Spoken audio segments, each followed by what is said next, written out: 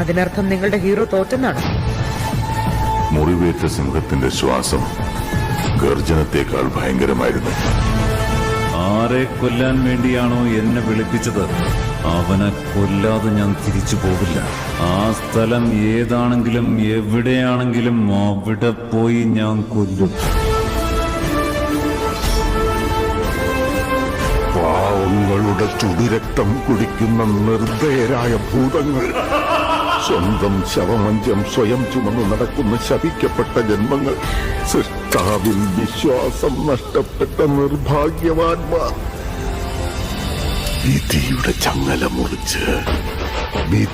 ചങ്ങല മുറിച്ച് നെഞ്ചു വിരിച്ച് അഭിമാനപൂർവം തല ഉയർത്തിയ നിമിഷം, മാഹാത്മ്യമേറിയ ഒരമ്മയിൽ നിന്നുള്ള മകന്റെ ജനനം.